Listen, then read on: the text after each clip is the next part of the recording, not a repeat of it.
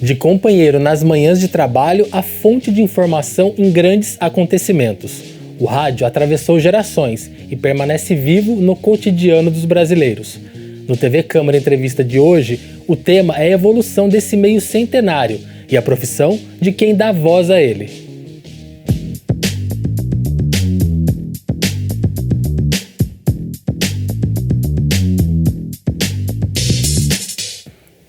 Para essa conversa, recebemos Ângelo Ananias, radialista e jornalista com mais de 40 anos de experiência, que construiu sua carreira em algumas das principais emissoras de rádio de São Paulo.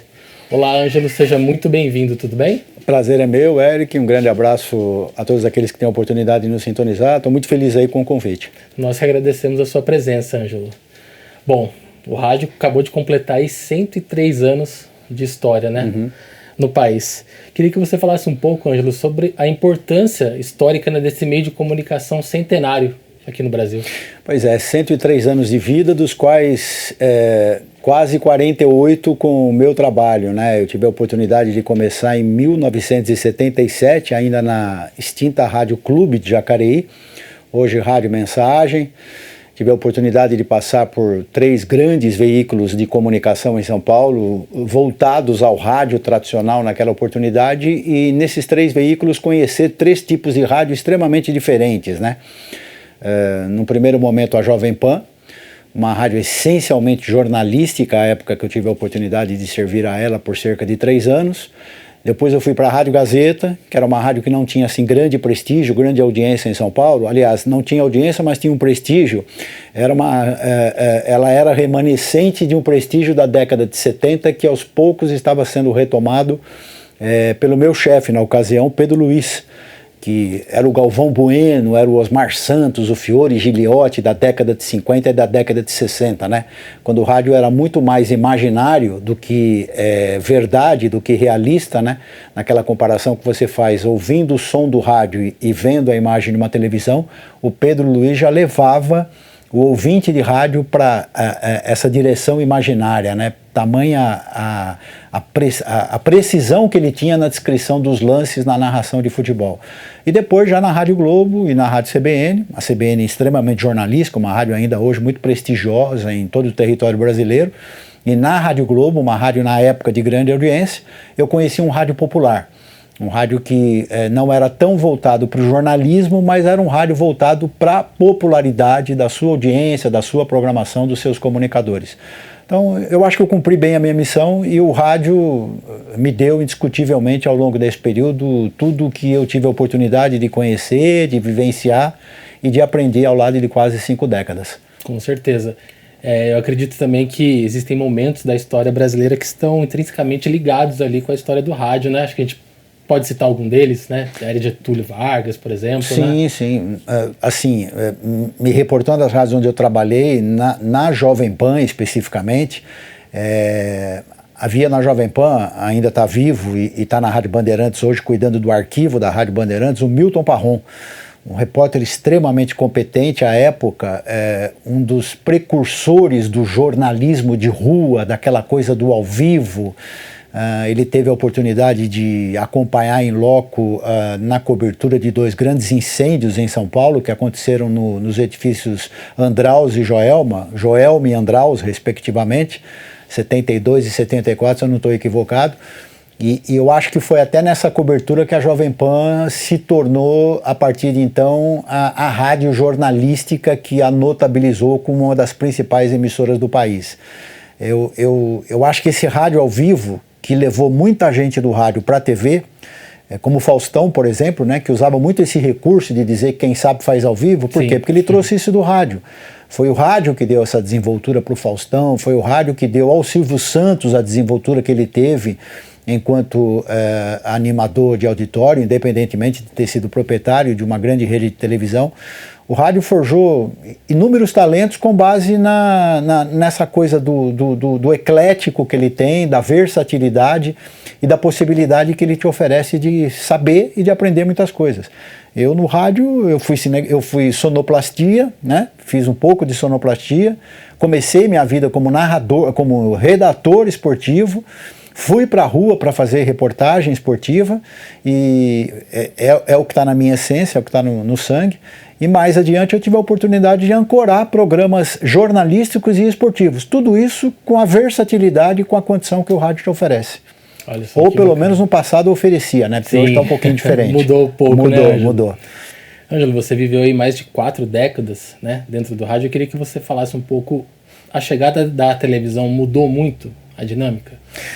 Eu acho que ela aumentou a responsabilidade no rádio, e eu vou de novo me apegar um pouco ao futebol, né, ao esporte. Com o advento da TV, você ainda assim, era possível você perceber nos estádios a presença das pessoas com o radinho de pilha nas mãos. Hoje é absolutamente improvável que isso aconteça, né? Mal e porcamente o cidadão está com um celular, mas dificilmente ouvindo uma rádio, mesmo que através de um aplicativo. Então, o que aconteceu com o rádio, na minha opinião, especialmente o rádio esportivo, quando da chegada da TV? Ele aumentou a responsabilidade e exigiu um pouco mais de precisão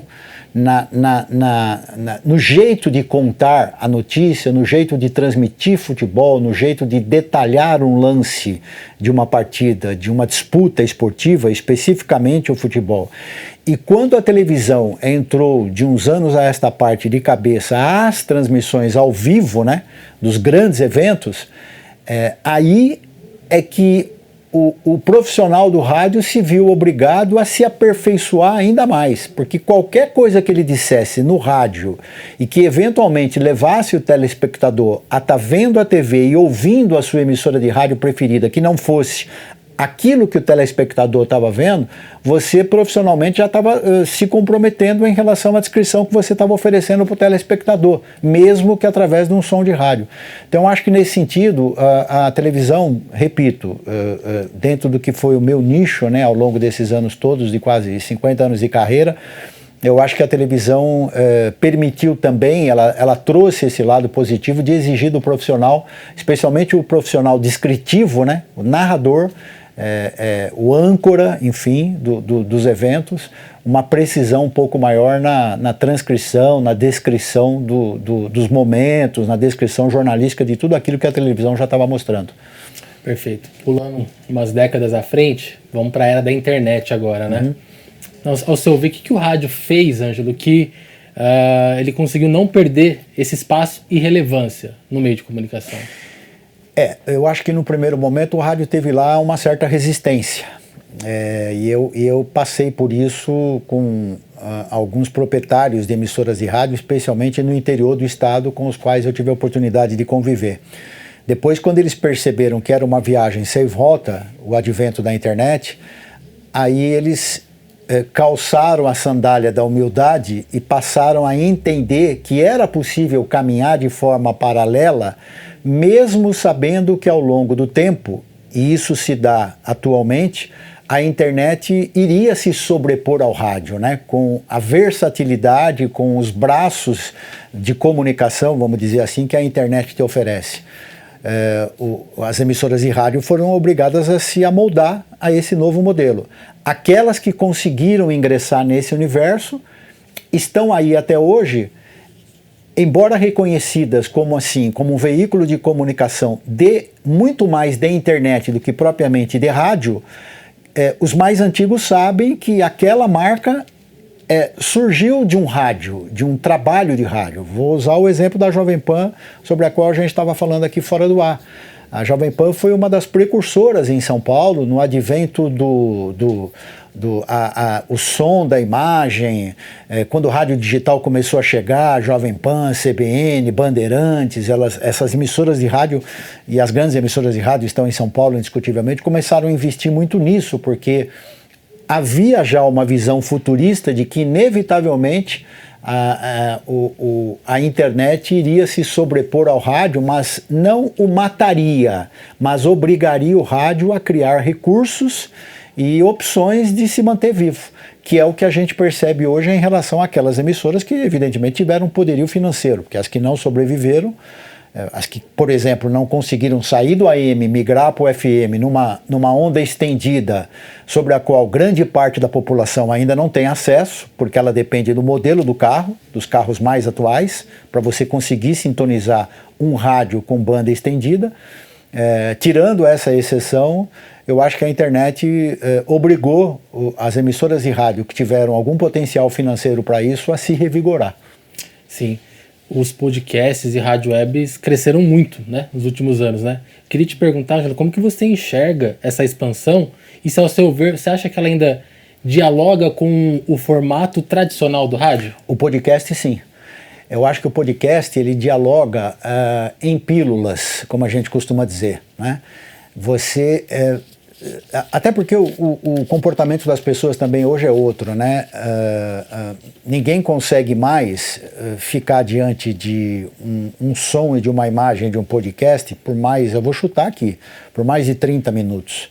Qualquer coisa que ultrapasse esse limite, que já é exagerado, na minha opinião, ele se torna cansativo. Mas o podcast nada mais é do que o rádio. Ele, tecnologicamente, ele tem uma qualidade de som mais apurada, porque ele tem uma qualidade de som digital exatamente por causa da exigência que a internet faz, que os canais de veiculação do som de internet obrigam você a fazer. Mas o podcast, para mim, ele é um rádio em pílulas. Ele nada mais é do que, guardadas as devidas proporções, uma ação de um rádio tradicional pinçado em alguns minutos que acabam sendo transformados assim numa matéria, num tema, numa entrevista, mas basicamente a raiz de tudo isso é o rádio. Legal.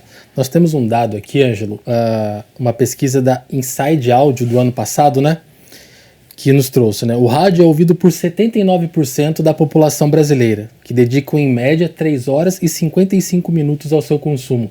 Queria te perguntar, será que os mais novos aí têm redescoberto o rádio? Você acha que existe uma diferença de consumo entre gerações? Eu acho que isso tem a ver muito com os aplicativos de rádio, né? Eu acho que os aplicativos vêm tendo também, de uns tempos a esta parte, uma participação decisiva nisso.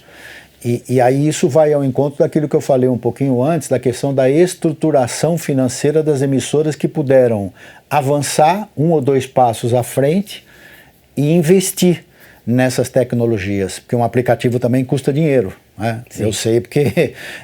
e você tem os riscos, né? Nem todo mundo, por exemplo, leria o meu jornal, o Jornal Diário de Jacareí, se eu tivesse um aplicativo. Eu fui percebendo ao longo do tempo que não havia essa necessidade. Por quê? Porque você faz o link nas redes sociais de uma determinada notícia, de uma determinada informação, e inevitavelmente, se o leitor tiver interesse naquela chamada, ele vai clicar nesse link e vai ler essa notícia na íntegra, essa informação na íntegra. Então eu acho que no que diz respeito ao rádio, essa audiência tem muito a ver com os aplicativos das emissoras de rádio. Esse não é o rádio tradicional, essa audiência não é a tradicional do rádio de pilha, mas ela vem, ela é um advento do rádio, que a partir da sua origem se aperfeiçoou e através dos aplicativos continua vivo até hoje. Sim. Ângelo, nos bastidores aqui a gente estava conversando sobre os primórdios ali do rádio, né? E a gente estava falando sobre aquele espaço dinâmico, né? Para se poder trabalhar. O rádio sempre foi, né, um espaço popular, acessível e democrático, né? Na sua opinião, você acredita que hoje ainda é assim? Não, não é. Eu até falei para você da emissora de rádio que ao longo dos anos me decepcionou nesse período. Eu me reservo o direito de não citar o nome dela aqui no ar, mas é uma das que eu tive a oportunidade de trabalhar e que ela na sua essência, ela é extremamente jornalística e era uma emissora extremamente apartidária, né? Hoje não, hoje a gente percebe alto e bom som que algumas emissoras se colocam ao lado deste ou daquele grupo político. E por que isso acontece? E eu costumo dizer que, as pessoas fazem às vezes mau juízo do veículo pequeno, e eu incluo o Jornal Diário de Jacareí nessa história, de que o veículo às vezes é chapa branca, que o veículo é comprometido com o governo. Não existe no Brasil veículo que não seja comprometido com o governo. Ninguém sobrevive, nenhum veículo de comunicação, especialmente os veículos de som e de imagem, porque os jornais aos poucos foram rareando, né? Os impressos, sim, especialmente, que também entraram nessa vibe do rádio, migraram para o digital, migraram para a internet. Então não existe veículo de comunicação que independa de um governo. Ou ele depende do governo federal, dependendo do seu tamanho, da sua abrangência, ou ele depende do governo estadual, ou ele depende, no caso de um veículo menor, de uma estrutura mais enxuta, de um governo municipal. Não tem outro jeito. E os governos dependem também desses veículos, então há uma sinergia nessa história, entendeu? Por isso que eu enxergo que ao longo do tempo, feliz ou infelizmente, enfim, mas muito mais infelizmente, o rádio jornalístico, ele deixou um pouco de lado essa coisa de fazer jornalismo para fazer assessoria de imprensa. Sim. Entendeu? Para ele complementar o trabalho das assessorias de imprensa. Óbvio, sim, que, por exemplo, Câmara de Jacareí tem lá o seu conteúdo em relação aos releases que ela nos envia. E eu sou muito zeloso nisso. Eu filtro aquilo que pode ser de interesse público e aquilo que pode ser interesse só público, de um público que é quem abraça a causa de um determinado político, de um determinado vereador. Algo mais nichado ali, né? Isso. Então, isso eu procuro tirar um pouco de circulação, sem que seja uma crítica, mas é uma postura que a gente tem. Sim. Né? Mas, assim, que há indiscutivelmente uma dependência do veículo, seja ele de que tamanho for, do poder público, não resta dúvida. Com certeza, isso é indiscutível nos dias de hoje. Sim. Ângelo, por isso que eu, desculpa cortar, Eric, por isso que eu acho uma certa hipocrisia quando alguém diz, independente, coloca no slogan. Não tem ninguém independente nessa história. Tá? Assim como o político também não é, o veículo de comunicação muito menos. Exatamente. Uma das marcas do rádio, Ângelo, é justamente a participação do público, né? E esse é um aspecto muito interessante, que é justamente essa interação, mas eu acho que ela mudou muito, né? Mudou.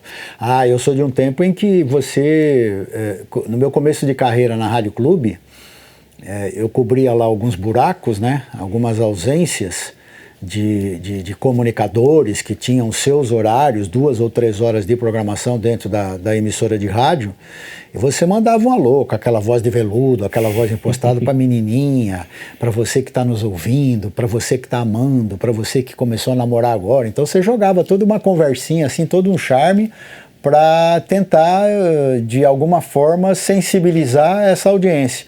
E na mesma linha com a dona de casa, né? Porque que sempre foram as donas de casa o reduto das grandes audiências do rádio, especialmente desse rádio mais popular.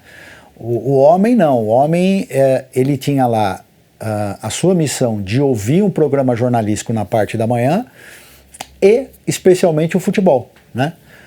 Eu falo do futebol porque eu sou de uma época em que o futebol ainda era, como é, o esporte número 1 do brasileiro. Depois é que surgiram aí outras frentes que também se notabilizaram, especialmente nesses últimos 40 anos.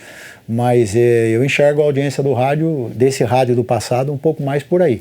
Hoje é difícil mensurar, mas é aquilo que eu falei, a gente vai acabar caindo nesses números que você forneceu. Eu acho que quando você fala em audiência do rádio hoje, tem tudo a ver com as ferramentas que o mundo digital oferece, para que o rádio possa prosperar. Sim, a gente estava falando agora há pouco sobre a relação dos governos, enfim, com o rádio. A gente não pode deixar de citar também a relação que existe com os anunciantes, que sempre foi algo muito importante, né, para o rádio. Eu queria te perguntar, Ângelo, como que você enxerga justamente essa relação hoje do rádio com os anunciantes diante dessa concorrência com as plataformas digitais?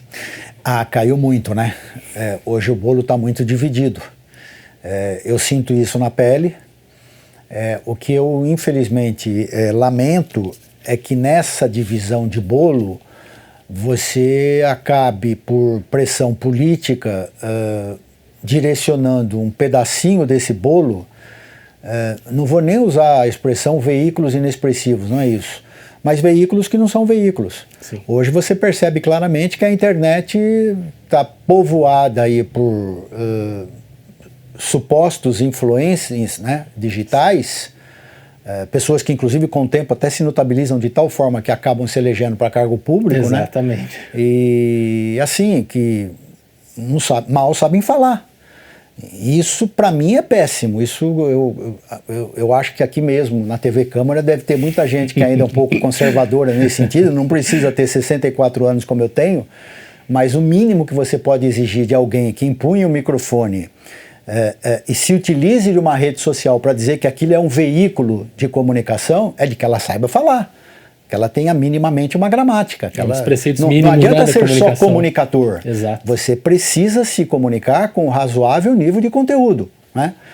Ah, mas isso o povão não está mais nem aí, com isso não está preocupado. Mas eu tô. Então, assim, tudo que eu procuro fazer, tudo que eu procuro desenvolver e a mensagem que eu procuro passar em qualquer um dos braços que o Diário de Jacareí tem hoje é de uma essência minimamente razoável, entendeu? Porque senão a nossa profissão perde sentido. Exatamente. Acho que já basta o fato de não estarem mais exigindo diploma, quer dizer, sim, qualquer um hoje vira jornalista, já qualquer ex-jogador, né, de futebol hoje, você pega os programas de esporte, você vê todos muito mais ex-jogador de futebol, o cara tem mais prioridade do que aquele que efetivamente é o técnico da linguagem, é o cara que estudou, o cara que pesquisa a vida do entrevistado, que pesquisa a informação. O jogador de futebol não, ele senta lá na cadeira e sai falando com base na experiência que ele teve de 15 ou 20 anos de campo de futebol. Com certeza. E é aquilo, né, Ângelo? Todo comunicador profissional que se preza, acho que vai prezar ali pelos preceitos mínimos e básicos da comunicação, né, como você bem frisou aqui. Então, eu sempre procurei, Eric, e acho que uma grande maioria responsável, independentemente da idade, repito, também pensa assim, é você transmitir uma mensagem que seja de credibilidade para quem está te ouvindo, para quem está te enxergando. E inevitavelmente do lado de lá, seja a pessoa que for, com a idade que ela tiver, você tem também alguém que de repente sonha em ser aquilo que você é. Então, para essa pessoa, essa mensagem ela tem que ter uma dosezinha de preparo, de conteúdo, sabe? De informação, efetivamente. O nexo, começo, meio e fim, cabeça, tronco e membro. Hoje o que você vê na internet, Deus o livre guarde. E são para essas pessoas que, infelizmente, os veículos sérios, responsáveis e de qualidade estão perdendo alguma fatia da publicidade, seja ela legal ou não. Infelizmente, essa é uma realidade que a gente convive atualmente mesmo. Ângela, a conversa está excelente, mas eu preciso fazer um intervalo, tá bom? Fica à vontade. Vamos lá, então. Nós vamos para um rápido intervalo. No próximo bloco, vamos falar sobre a profissão de radialista e o futuro do rádio. Não saia daí.